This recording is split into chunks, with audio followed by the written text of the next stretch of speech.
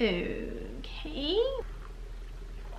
Hi guys, welcome to my channel. My name is Yolanda and today I am making a video about what I have learnt since starting my YouTube channel. So this isn't at all a video on like how to start a YouTube channel or tips to starting one. It's just my experience and things that I've learned about myself and things that I've learned about the process along the way of starting a YouTube channel. I'd really love to hear what you guys have learned along the way if you've started a YouTube channel as well. Tips or tricks, anything that surprised you or challenged you. I'd just love to hear your experience with starting a YouTube channel. So please leave some comments down below.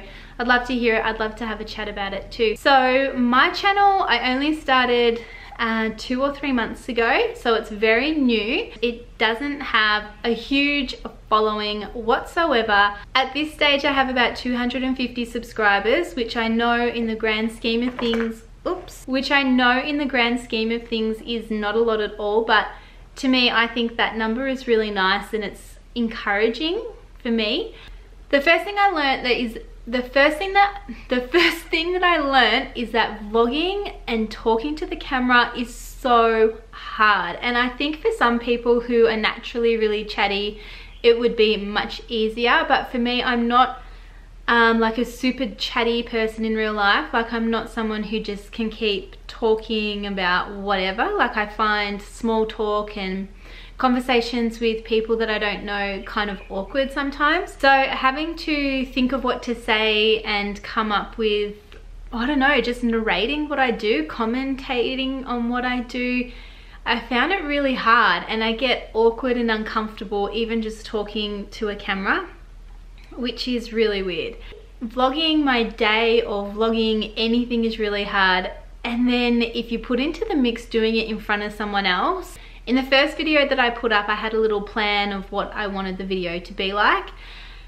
And at one stage, I got my husband to stand out of the car while I filmed something because I was just so uncomfortable to film anything in front of him, like to talk to the camera in front of him. And I would probably still do that now. Like, I just feel so awkward and uncomfortable, talking to the camera when it's just me on my own. But if there's someone else there, I won't even do it. Like, my sister's dog is here at the moment and that is even a little bit awkward. So it doesn't really make sense, but I kind of like doing it because it's a challenge and I'm learning to be more open and I'm learning to find things to talk about. So it's making me chattier, which I think is really good. The second thing that I've learned through doing YouTube is I don't look like what I thought I looked like.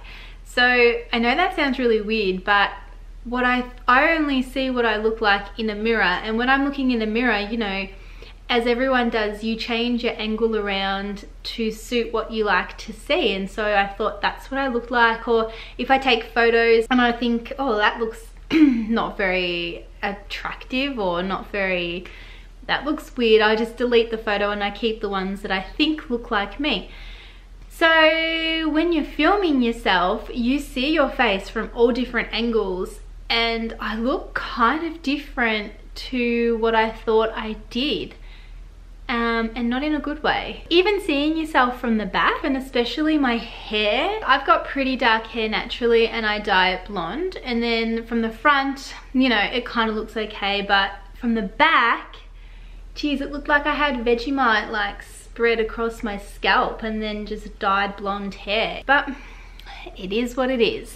Number 3 is really just personal to me. I've always been the kind of person who thinks that I don't worry so much about what other people think of me, and I am like that in a sense. Like, I kind of just do what I do. I don't do anything that's totally crazy, so I don't worry about what people think of me because it's not that abnormal. Like, I'm just a pretty normal person. There's nothing for me to worry about. But through doing YouTube, I've realized how much I do care what other people think, to the extent that in my whole family and out of all of my friends, my mum and dad and one of my sisters know that I have a YouTube channel. None of Nick's family know, and 2 friends.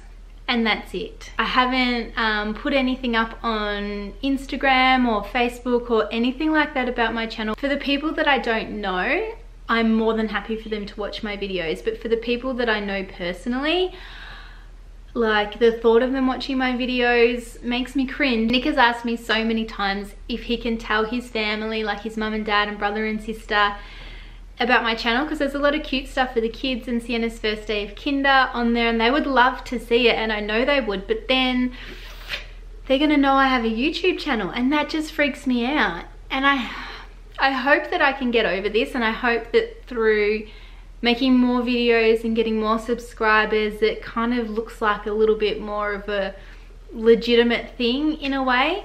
But yeah, at this stage, I'm just so worried about what people will think, and if they'll think it's good or like ridiculous, or if they think that I'm like doing it because I think that I'm good at it, which I don't. I'm just kind of doing it as a fun challenge.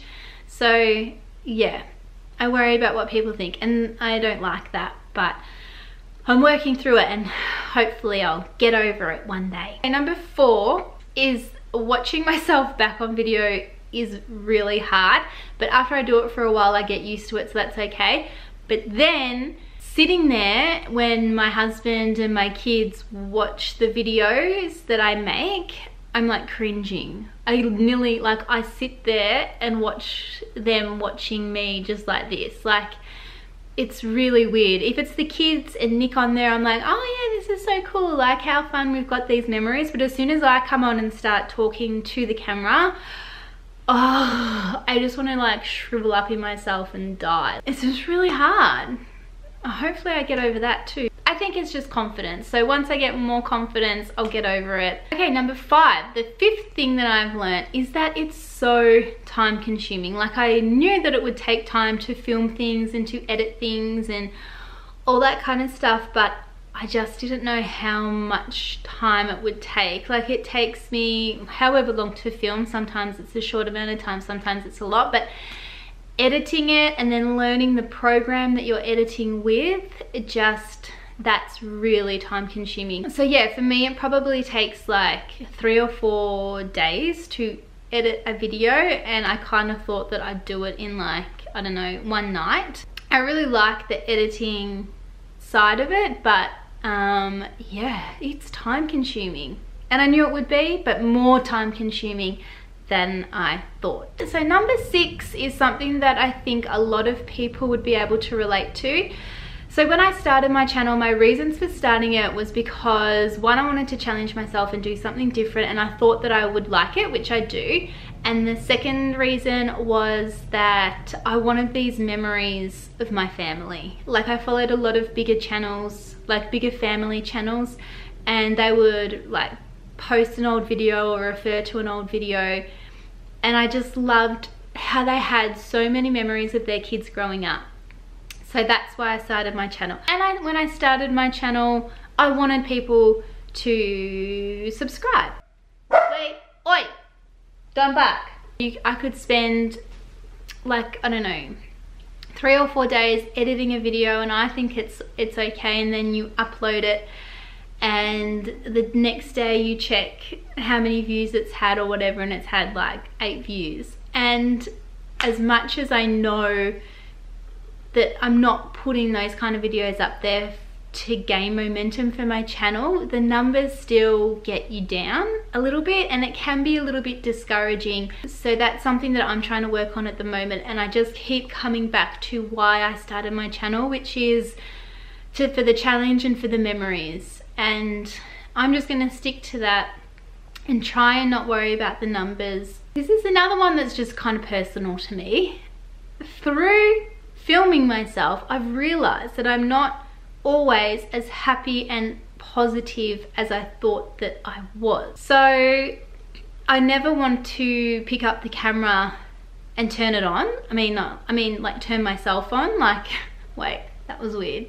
Never want to pick up the camera and start filming and have to be something that I'm not feeling. So I don't want to be extra bubbly or extra like energized. I just want to be how I am. So some of the time I'm like, oh, I can't be bothered filming because I'm not in the mood, or I just don't feel like that energetic and positive and happy.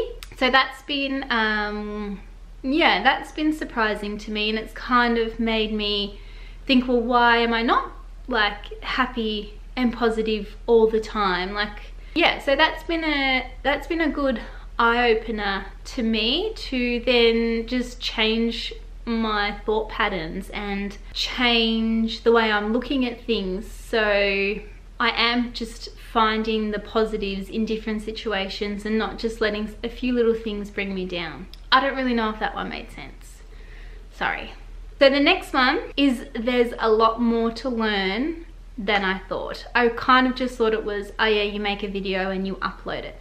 But there's thumbnails, titles, tags, analytics, click-through impressions, subscribers, watch time, and a bunch of other things that people like say these words and I don't even know what it is. Like, I don't even know what I don't know yet. There's just so much to learn, and I love the analytics of it because it's really interesting, but a lot of it is still overwhelming to me. So yeah, there's lots to learn. So my last thing that I've learned since starting my YouTube channel is that finding your style takes time, and I'm still trying to find my style and my reason and my niche like everyone talks about. That's a process too, because you want to make videos that people are going to want to watch and people are going to subscribe and follow along, but then you also want to make videos that you enjoy and that you want to look back on and remember. So yeah, finding your style and finding your reason for making the videos and your point to the videos,